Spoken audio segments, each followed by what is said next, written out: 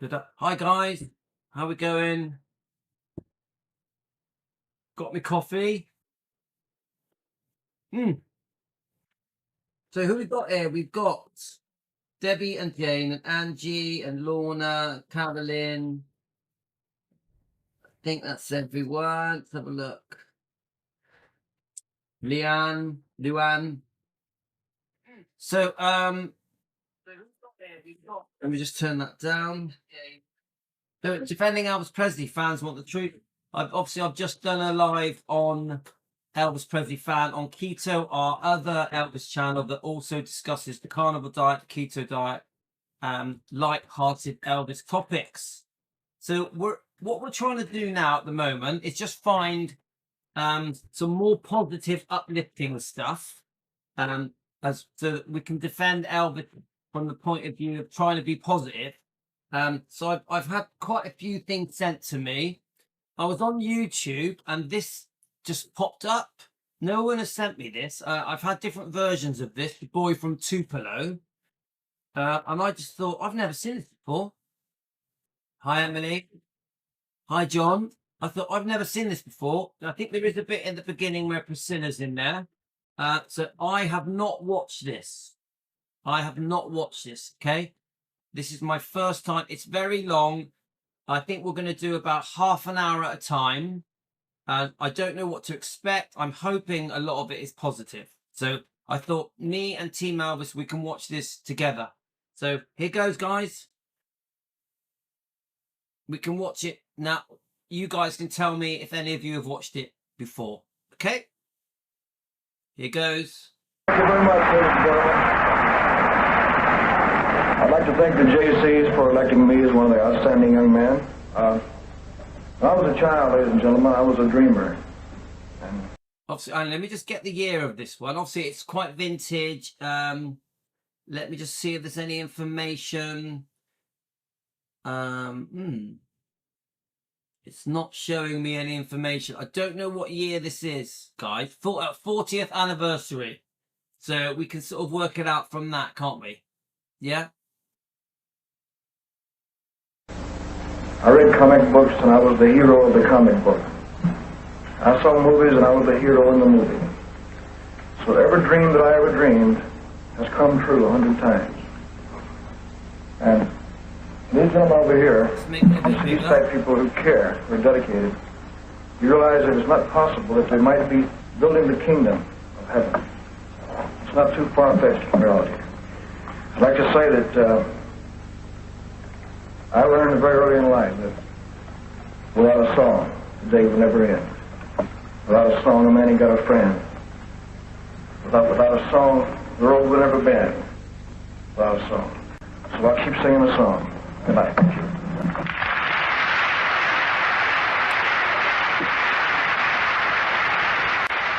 So obviously we're stopping and starting, we're reviewing it. We're going to do the first half hour. I think we're going to have to do this in 4 different sections.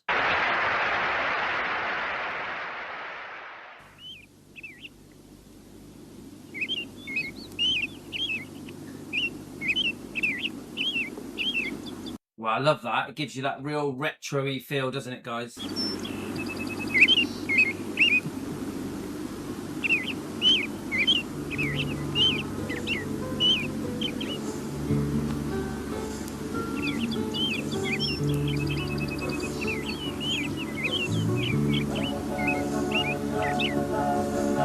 10 years ago, Elvis Presley died. His death was sudden, but in a matter of hours, there were thousands of mourners outside his Memphis home. So does anyone know when this was made? It says 40th anniversary. Is it of his death or of his birth? Probably his death, I would say. What do you think, guys? It was the most extraordinary demonstration of public grief since the death of Valentino.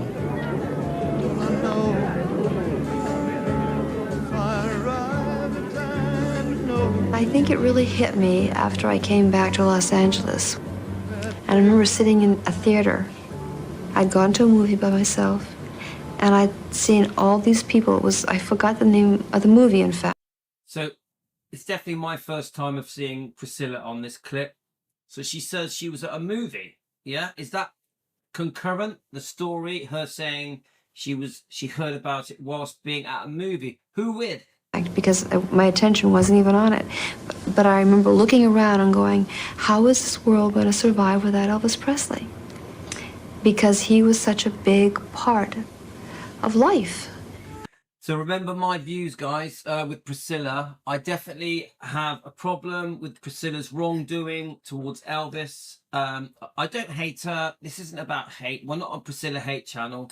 This is about exposing the wrongdoing from her to Elvis, to Lisa, to Riley, etc.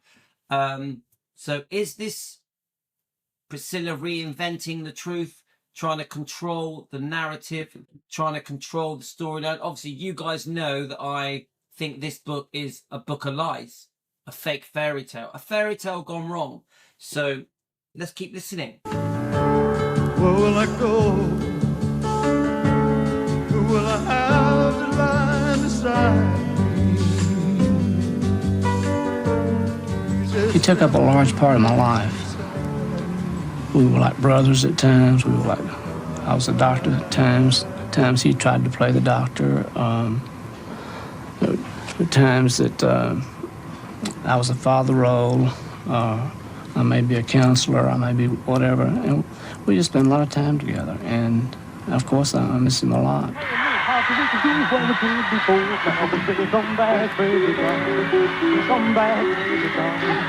So obviously Dr. Nick there. This is going to be interesting, guys. Come back, baby, I want to hit it.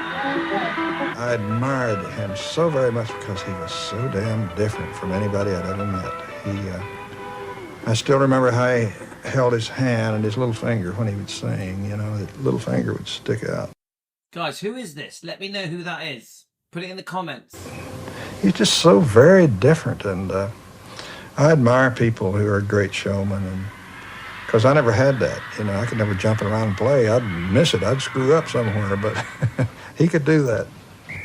He grew up around black children, so there were times when he was loose-limbed and very casual in his demeanor and very hip. He had a stance like no one else had.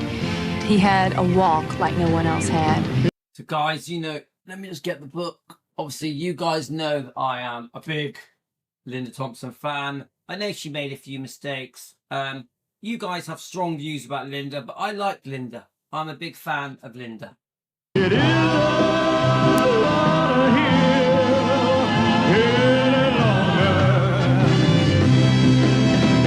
He had a little snarl in his lip like no one else had. He had a laugh like no one else had. He had the most riveting presence of any human being I've ever encountered. He was truly a one of a kind.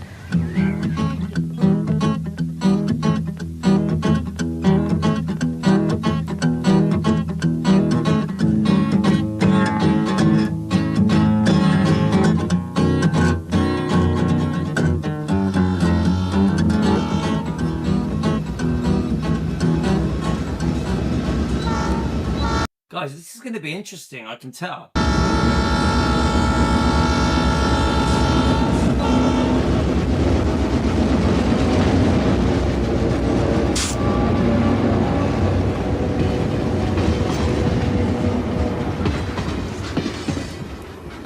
Dan just said that the guy was Chet Atkins, a country music guy, guitarist, might have produced. He was with RCA Records.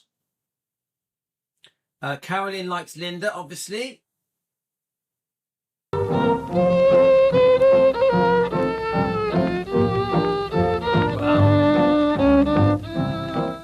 On his I'm sure that was Gladys in there, wasn't it? father's side, Elvis's inheritance was mainly Scottish.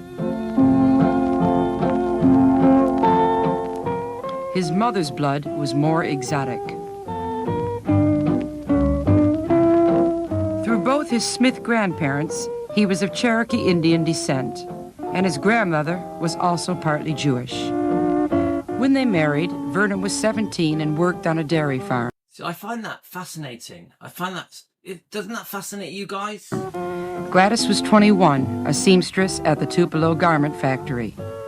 They lived with family until she fell pregnant, when Vernon borrowed $180 from his employer and built a two-room shack on some land owned by his father.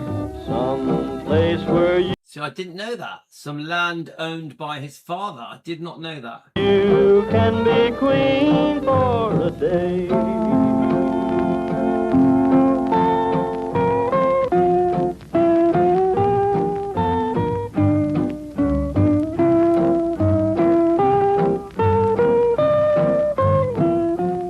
The little house, restored by enthusiastic caretakers, now seems like a bijou residence, complete with wallpaper. It was in far less comfortable circumstances that Gladys went into labor in January 1935. Guys, this is going to be fascinating. So obviously, I'm guessing this has been filmed in the actual house on Tupelo Road. She gave birth to twins, the first stillborn. My mother came when Elvis was born to bring a diaper layette to diaper Elvis because the Presleys were in dire circumstances. And Dr. William Robert Hunt, who delivered him, was our Sunday school teacher and delivered all of us. And he announced on prayer meeting on Wednesday night that the Presleys had had twins, and would the good ladies of the church come out and give them some assistance. It was raining that day, and Vernon told me that Brother Holly said, "Vernon, you go on home and we'll take care of the burial." He had a terrible cough from having to work outside in the weather. So many days. Vernon's dairy work fell away, and he had to take odd jobs. They were very poor. And when Elvis was 3, his father was desperate enough to swindle his old boss out of a few dollars. He was caught. I can't change my clothes. So this is the how Vernon ends up going to prison, yeah? I wonder how long before The law bore down hard, and he was sent to Parchman Farm Prison for 3 years. so many Parchment Farm Prison for 3 years. I think, doesn't he serve 18 months? days when they would be cold.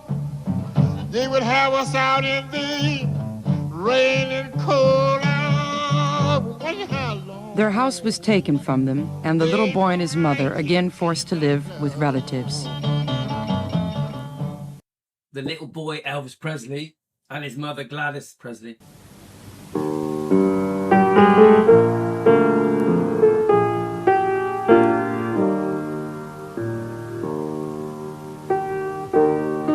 When he was 6, Elvis began at grade school, and his friend Becky Martin started the same day.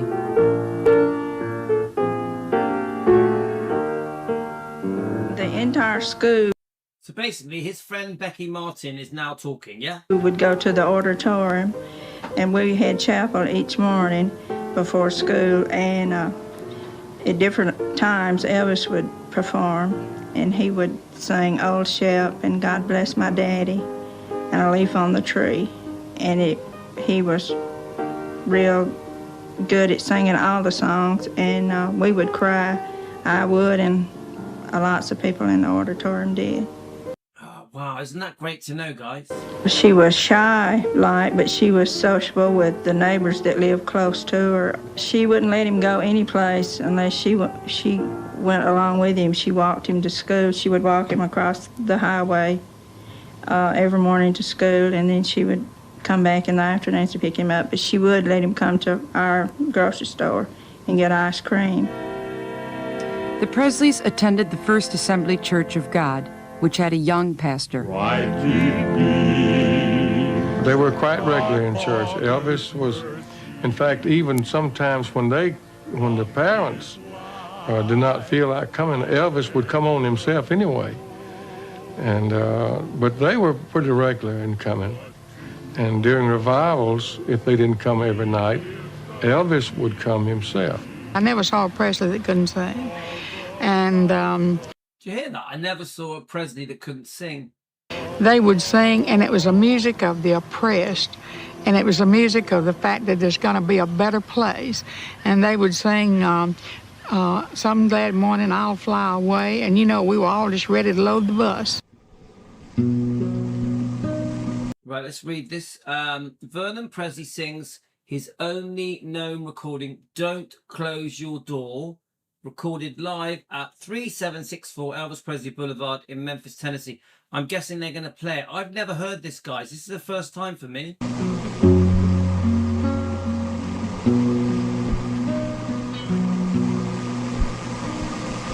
Don't close your doors to me forever.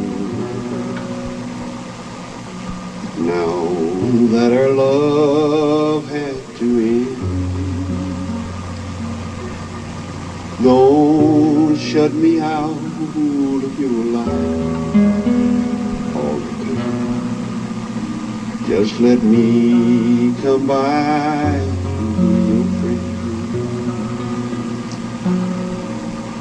I have enough of memories to last long. Guys, I've never heard this. Have any of you ever heard this? This is my first time. But I need to refresh now. So don't close your doors and don't shut me. Just let me still be your friend. I know now. It's this beautiful, guy. This is beautiful. That I'm leaving. Promise me that I can still see you. I couldn't go on in this world just knowing I could never be your friend.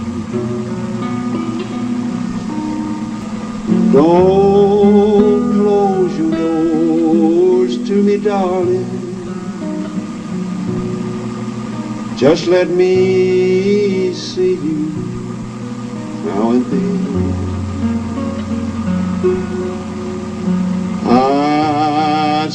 I'd give the world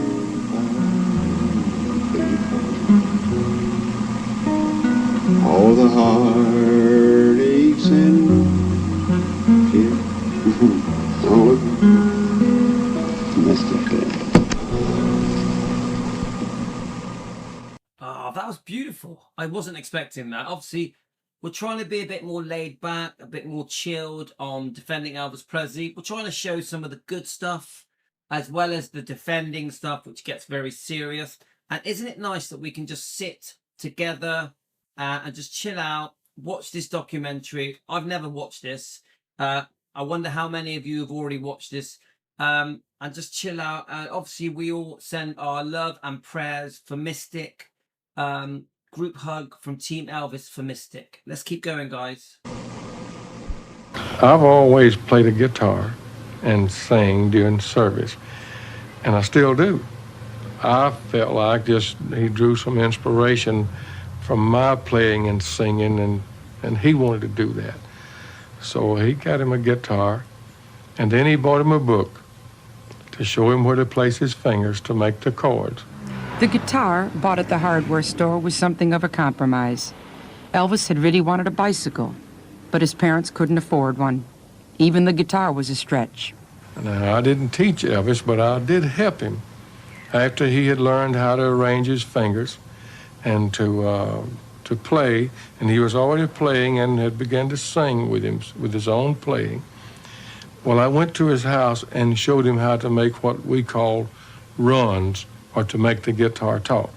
Now, that's what I helped him with.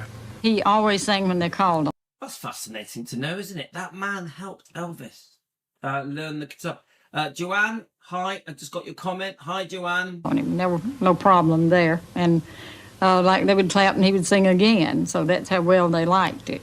This particular photograph with Magdalene, she played the piano and organ and sang some. So could have been musically the reason that they was together, but I didn't think about him as being the little rough boy. He was just a nice-mannered child.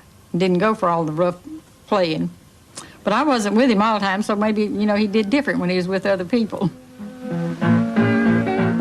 The Presleys were never on the uptown side of Tupelo's tracks. Another move took them near to the black neighborhood, known locally as Shake Rag. I have done a few videos on Shake Rag, guys. About 2 blocks up the street here, that several white families had moved in and out there. And of course, the Presley family is one of the families that moved in the area up there when Elvis was a little boy, running up and down the streets. We all lived in this area, and we all got along very well up here. Surely did. See, I've always thought Elvis actually really loved these years in Tupelo. Of course they struggled, of course they did, like everyone did. I've always thought Elvis had some very many really happy times in Tupelo, in Mississippi, around the friends that he made, around the different homes that he lived in Tupelo. Everybody was in the same condition, and we never had any other way of life, and we all just lived together here, and sure, they'd shop in the store. Well, they'd bring their needs, whatever their needs were, they'd come to the store and get them, just like everybody else. Fascinating, guys. All over the South, black musicians were sitting out on their porches, singing out their lives.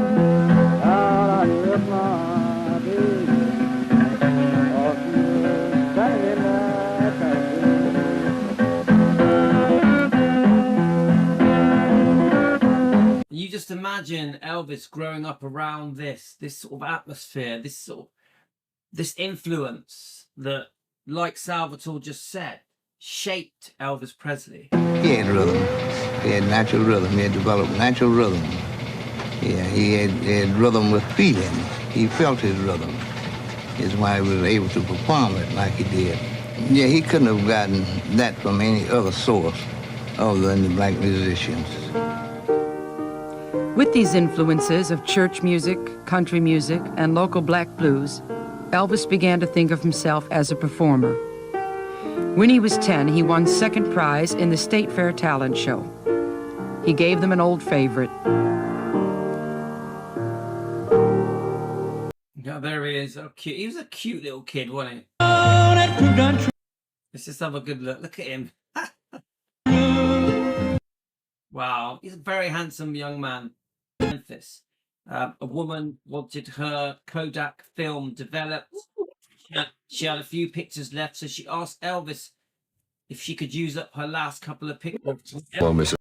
Got to be George Klein, yeah? Mississippi, and we had a music class together. And I remember very vividly, he brought his guitar to class, and he sang a couple of country songs, and he was sort of a quiet individual in school. So be on your P's and Q's, so to speak, so you didn't get any problems with other kids, because there were some really tough kids in the neighborhood. It's a tough school. Yeah, so it's in Memphis. I thought it might have been Memphis. Where the woman, that picture she took sort of got buried in her attic. And then years later, she found it, and it was Elvis, just a teenager.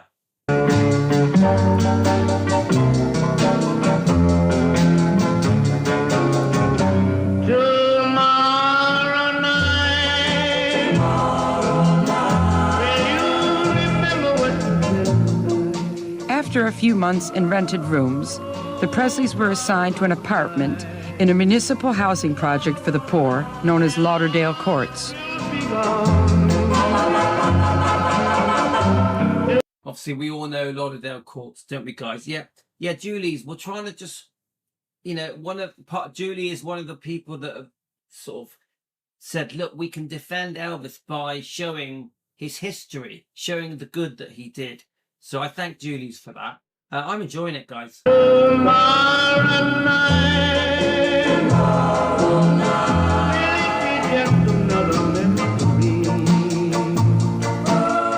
When you enter the building, you know at once what it means to be poor in Tennessee.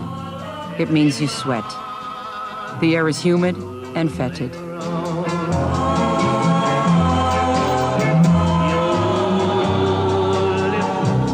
Elvis did look different in high school. He had long hair. If you can visualize this, in the 50s, his hair was as long as the Beatles when they came out in '64. And that's quite a thing there, because most of the kids in high school in those days had short hair. Also, Elvis wore extravagant clothes, where most of the kids would wear jeans and T-shirts.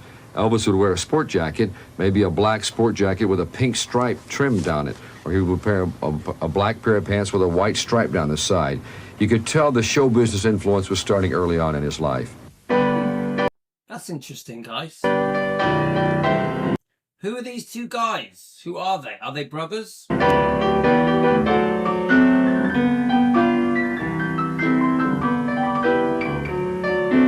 Elvis was a rebel, but not an outlaw. He obeyed his mama and did his best in school. Oh, that's good. I haven't seen this picture either. I keep seeing pictures that I've never seen before. Look at him. Wow, he looks so smart. Anyone have any information about this picture? What is this? Why are they in uniform? Is that the cinema he worked at? I bet it is. Lowers State. Look at it. Betty Davis, Ernest Borgnine, Debbie. And he listened to it, and he played it, and he learned it, and he learned it well. Our senior year in high school, there was a talent show, and Elvis was in the talent show, and the person who got the most applause got to do the encore. And actually, Elvis got the most applause, and he got to do the encore, and he was really tremendously excited about winning the high school talent show.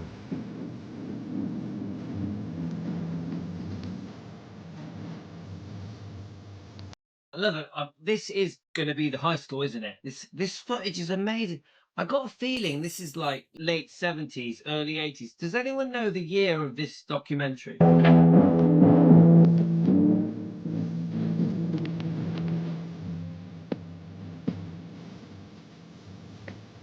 After high school graduation, Elvis took a couple of factory jobs, but he had it in mind to train as an electrician.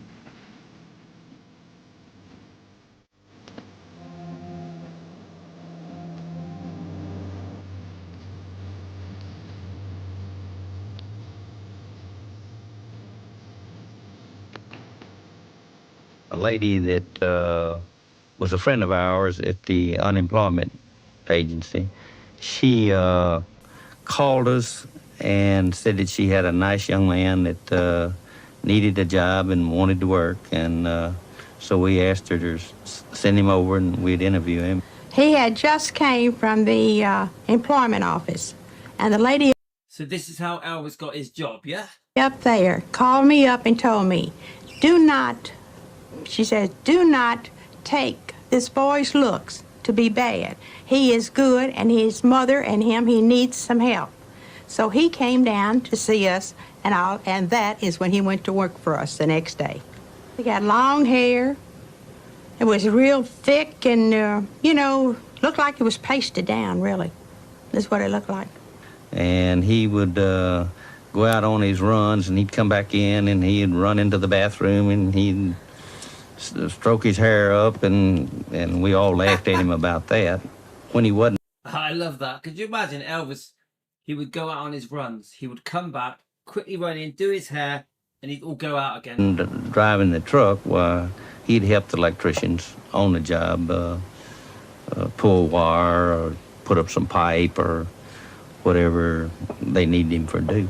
They'd get him all around the piano, and they'd want him to play the music for him. And he was always gone for an hour and a half or 2 hours at a time, because he was entertaining everybody. He just said what he wanted to do is to get in some kind of business where he could take and make his mother a living, where she would not have to struggle for it anymore. Gladys and I both just loved him. We don't have any children, but we just thought the world of him. These untrained musicians in the Mid-South, from the Delta of Mississippi, the Delta of Arkansas, West Tennessee, Southeast Missouri, Northwest Alabama. You had a combination of country people, really country musicians, amateur musicians, black and white, the likes of which no other section in this land had. That was a great thing to draw on, and I knew it. Salvatore, I used to spend hours just stood in the mirror with Brill cream in my hair and a brush, and I would just brush my hair for hours. I was only like 10 years old. Sam ran a sideline to help the cash flow, a recording service for amateurs. As Elvis drove his truck up and down Union Street, he worked up the courage to go in and make a disc. He wanted to hear how he sounded. He came in and he said he wanted to make a record, and I told him he'd have to wait. Mr. Phillips was not there at the time. All of this is just fascinating, isn't it? All of it. The thing I always notice about a person, first I notice eyes, mouth, and the hands. And, of course, Elvis's remarkable eyes and that strange little half smile hovering there. And his hands very tense around his guitar. And the conversation, as best I recall it, was, do you know anybody looking for a singer? And I think I said, what kind of singer are you? And he says, well, I sing everything. I said, who do you sing like? I don't sing like nobody. I just sing like. I thought, oh, dear, yes, well, all right. And I decided that I would make the record myself.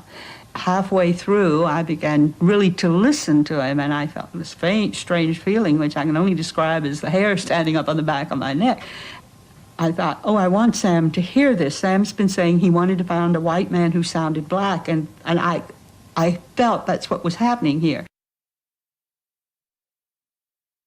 So what's this? Elvis first recording My Happiness. We love this, don't we, guys? I think I've done a song reaction to this as well. Let's keep listening. Really magic moment in Elvis's career, the real turning point came one Saturday afternoon, one very rainy, bad Saturday afternoon, when Sam decided to tackle a great stack of demos that had been sent in. I was out front at my desk, but I could hear through the monitor out front what was happening.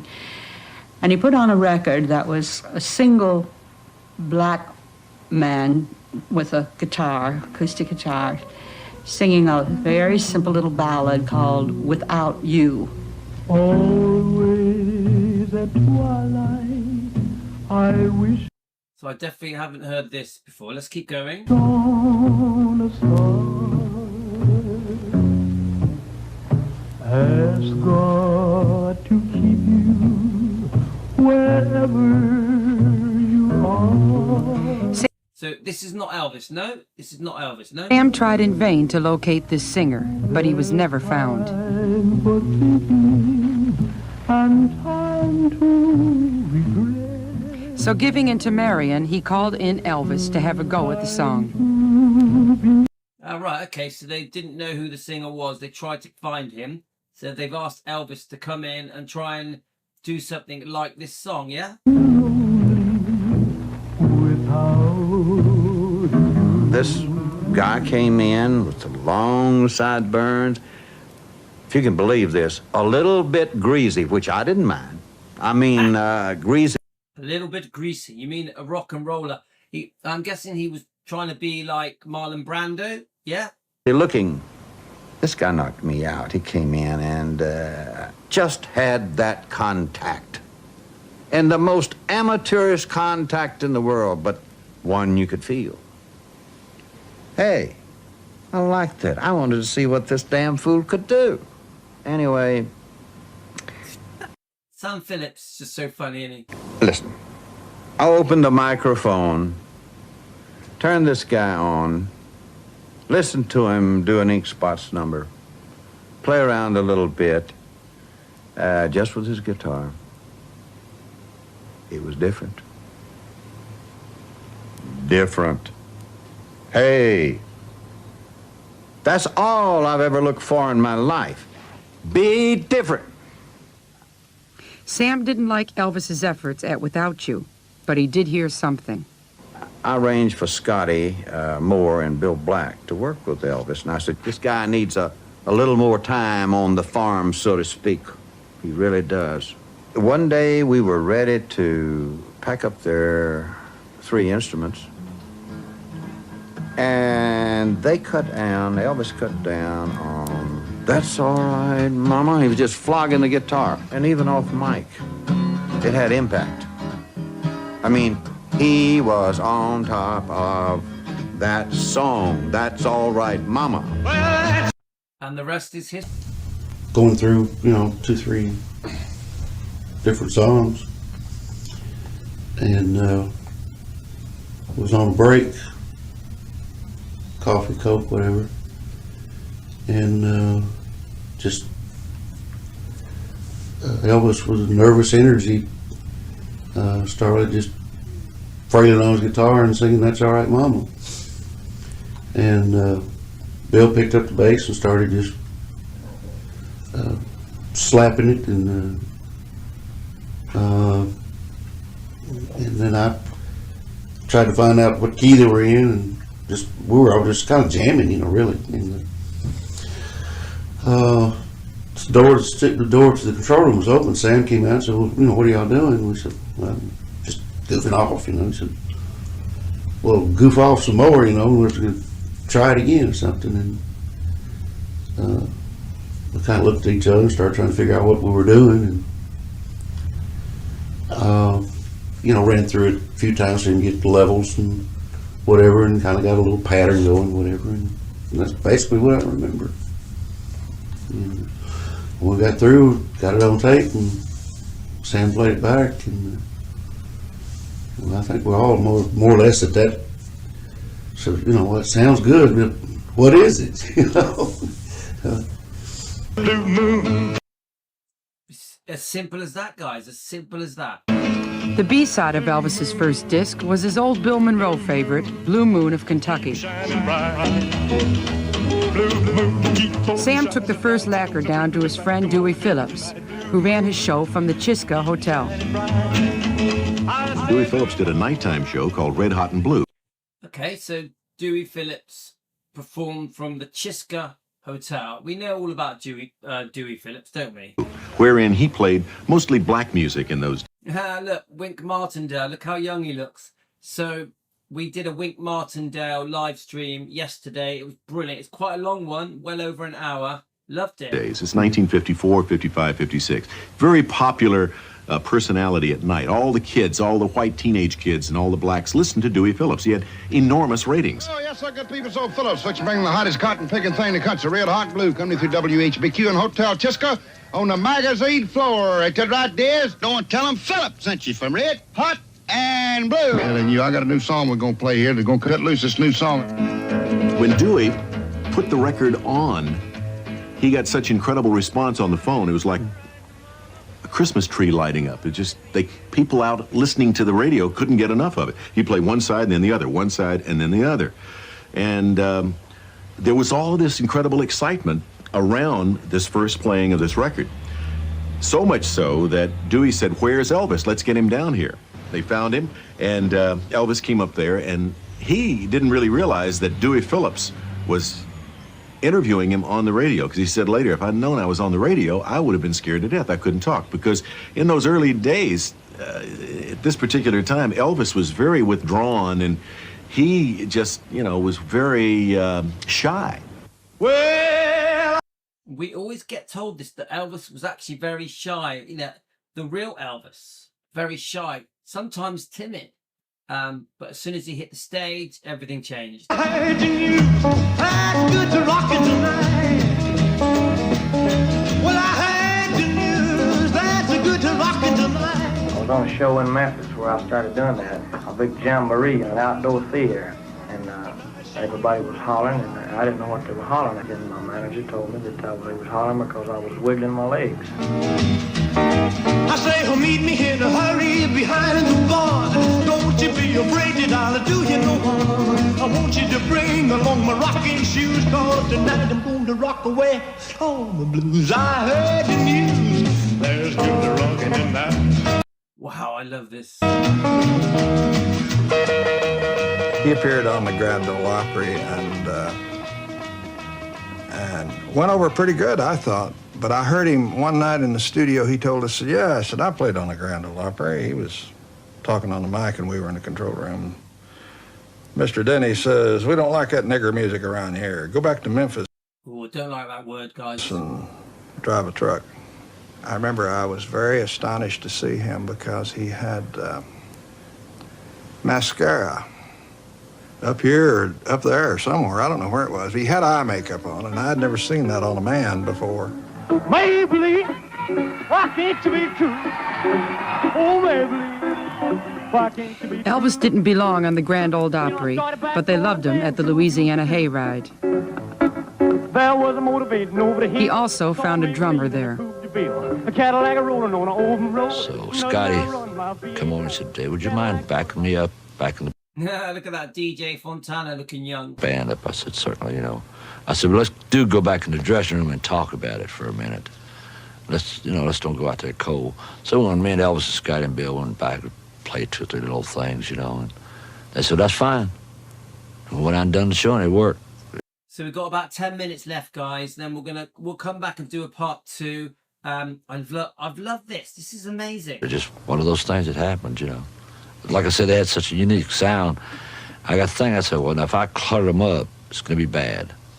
So I just played a heavy backbeat for them. I think that's why I got the job. I stayed out of their way. You know, I let them play what they played well. It was 7 days a week, a different town every night. And it got kind of old after a while. It got a little bit testy sometimes, you know. You get 4 guys tied up in a car, cooped up like that, and boy, you want to kill somebody. As a young man, he was a real super hyper guy. And you had to kind of walk him down the road. He'd get through with a show and he was just a nervous wreck. Somebody would walk him down the road for a mile or 2. Somebody had to do it just to, you know, knock the edge off of him a little bit.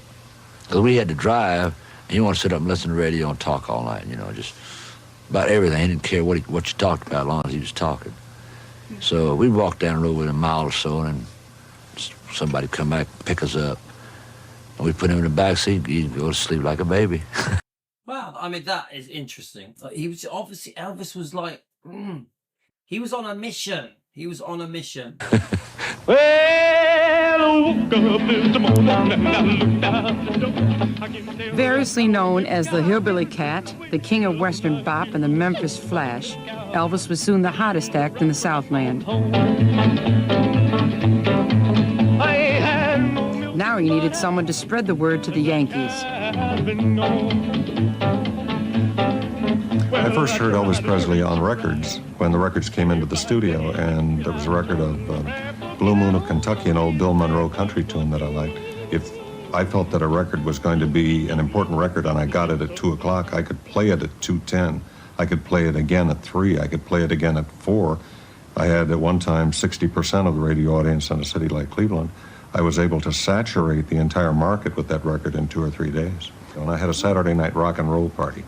And So this guy is responsible, yeah, for saturating the market with Elvis songs. that was the first interview with Presley. Very gentlemanly, very interesting. He knew a lot about the music and the people and the personalities in Memphis, and it was very exciting. Bob Neal was there also. Bob Neal, to my mind, was a really interesting person. He was very bright. He was a country disc jockey, but he was also a businessman, entrepreneur, hustler, but with a lot of class, I think. And he was the first manager of Elvis Presley. Interesting. I'd like to do a live stream just on Bob Neal, guys. Scotty Moore, come over here and say howdy to all your friends in Texarkana, will you? Howdy. And say hello to all the fine folks down in Texarkana. I said that before. Now you go ahead and say something new. Well, we want to invite everybody out to the show Friday night, and we're going to have 2 shows at 7 and 9. And they've all been asking about the drummer that we had up there last time, DJ Fontana. And he's going to be with us. He's a regular member of our band now, and he'll be there with us Friday night, along with Floyd Kramer and Jimmy Day, the Louisiana Hayride Band. And, of course, all of us. Mm-hmm. Yeah, that'll provide a whole lot of picking and all those numbers that folks like to hear so well, like Baby Let's Play House and I Forgot to Remember. Might even find Maybelline along the line there someplace. Tell you what, before we call over some other folks here to talk, Elvis Presley, how are you doing? Fine, Bobbert. How you getting along? Oh, doing grand. I know all the folks down at Texarkana have been raising such a hoop and a holler for you to come down and hoop and holler at them, that we've got this great big double show scheduled for Friday night at the auditorium down there. What do you think about it? Oh well, Bob, I've been just as anxious to come back as I can be. We've been, I think this makes about the 4th or 5th time we've been to Texarkana, and we've been lucky. Every time we've gone back, the crowd has increased a little bit, and we've really been proud of that because it's kind of unusual, you know. Well, it's been about Wow, I love listening to Elvis. 4 months now since the last time you were in Texarkana. And aside from that, we've got some extra fine entertainers to take along. I'd like to mention this boy, Johnny Cash from Memphis, who wrote and recorded Cry, Cry, Cry, and Hey Porter. Johnny is a swell young fella. I know everybody's going to want to watch him work and see him on the big show. And you've worked with Charlene Arthur from the Big D, haven't you, Elvis? I've worked with Charlene quite a bit, and she's one of the finest entertainers on stage I've ever seen. Her new record of Kiss the Baby Goodnight is sure a hot one, too. Well, I don't know about kissing the baby goodnight, but in all seriousness, Bob, we got to. I think this is about the best one that we brought to Texarkana so far, because I don't know whether these people have ever been up that way or not. Charlene Arthur and what's it, Johnny Cash. None of them have appeared in Texarkana. I don't think they've ever appeared in Texarkana, and we're going to look forward. We've got 2 shows, one at 7 and one at 9, right? Correct. You know, I guess one of the noisiest guys in all this outfit is Bill Black, who thumps on the bass and occasionally tells a story or two, and just in general messes things up. Bill, come over and say howdy to your fans in Texarkana. Bob. So we have to give Karen a big shout. Karen in Memphis. I did post some stuff showing Karen in Memphis, showing her when she saw Emilio Santoro, the Elvis tribute act, who happens to be a family friend. And Emilio lives in my hometown, Weston-super-Mare. I know his parents well. I know his brother well. So isn't that a small world? The headline act at Gracelands, where Karen is at the moment, she's so lucky. We all miss Karen, of course. Lives in my hometown. What is the chance of the headline act at Gracelands in Memphis lives not even a mile away from me, and I know his family? It's amazing. Karen, we miss you. When do you come home, Karen? When do you come home? I just wanted to say one thing. Friday night we'll be down there. I'll have a brand spanking new pose of Elvis for a picture, and they'll be selling the same old price of only a quarter. And I'll have about 4 or 5 million of them. If anybody would like to have just one, well, I'll have plenty of them before the show, during intermission, after the show. And the fact is, I may sell them out there all night long, so anywhere around them. That's all I got to say, Well. That's all you got to say. You're going to save the rest of it for Friday night, huh? Well, neighbors, like we mentioned, we're all excited about the big double show at Texarkana Friday night. And I'm going to be there, too, and you can look out for me and get ready to buy me a hot dog or something like that. We're going to have such a big time, though, with stars like Charlene Arthur and Johnny Cash. Yeah, Johnny may be kind of new to the folks down around Texarkana, but after you see him and hear him, I know you're going to like him. And, of course, the king of Western Bop, Elvis Presley, will be there doing all of those numbers with the big Louisiana Hayride gang. So, Elvis, before we wind up this little session of talking and so forth, why don't you, we'll greet the friends down in Texarkana once again and invite them to the show. Well, Bob, I think you just about covered everything, except we've got lots of friends in Texarkana. The few times we've been down there, we've really made a lot of friends. But I would like to invite everybody out Friday night, see our big show, because I don't know when we'll be coming back that way. We're going on tour out in the West Coast and Canada and a lot of places, and it'll probably be a pretty long while before we can come back to Texarkana. We're going to be looking forward to a good crowd. Yes, sir, I doubt. Okay, guys, I've got to finish up now. I've got to do some stuff, but I'm so pleased Karen could quickly join us while she's in Memphis. Yes, Team Elvis is in Memphis. Karen has written Team Elvis on the wall. Let me see if I can get, on the Graceland wall. Let's see if I can get it up. Where are we? Let's have a look. And we all dream of being at Memphis, don't we, guys? Isn't that what we all dream of? Let me just, there we go. Whoa. Let me just shut this down so I can see what I'm showing you guys. Team Elvis, 8th of the 3rd, 25. This is Karen's, as written on the Graceland wall. Now, I haven't seen all of Karen's messages, actually. I think she sent me some more through. Let's have a look. Let's have a look. What I want to do, this is Karen with Emilio, telling him how great he is.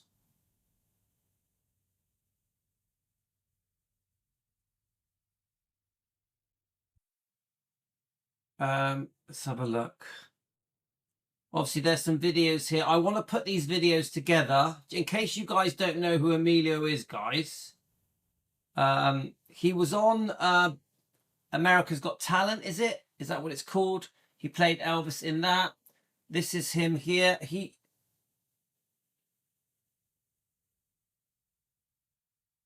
Obviously, just coincidence. He lives in my hometown. And when he was only about 10 years old, my twin brother, Andreas, gave him an Elvis Presley mug because my brother knew that he liked Elvis.